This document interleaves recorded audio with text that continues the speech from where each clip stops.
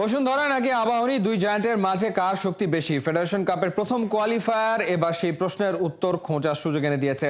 মঙ্গলবার দুই দলের হাই ভোল্টেজ ব্যাটল, যে জিতবে সেই পা রাখবে ফেডারেশন কাপের ফাইনালে। গ্রুপ পর্বের রেজাল্ট অনুযায়ী ম্যাচে আপার হ্যান্ডে আবাহনী, 4 ম্যাচে 4টাতেই জয় আকাশী নীলদের। মোহামেডান, রহমতগঞ্জ, ফকিরেরপুল, চট্টগ্রাম আবাহনী কেউই ওদের কাছে পাত্তা পায়নি। এমনকি গোটা গ্রুপ পর্ব আবাহনী শেষ করেছে ক্লিন শিট রেখে। অন্যদিকে বসুন্ধরা কিংস গ্রুপ পর্বে 3 ম্যাচ জিতলেও দুর্বল ফর্টিসের কাছে 2-0 গোলে হেরে বসে।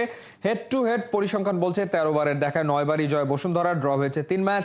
অবশ্য পরিসংখ্যান আবাহনীর পক্ষে কথা না বললেও তাদের সাহস যোগাচ্ছে প্রিমিয়ার লিগে গেল ডিসেম্বরের ম্যাচ, যেখানে প্রথমবারের মতো বসুন্ধরাকে 1-0 গোলে হারায় আবাহনী।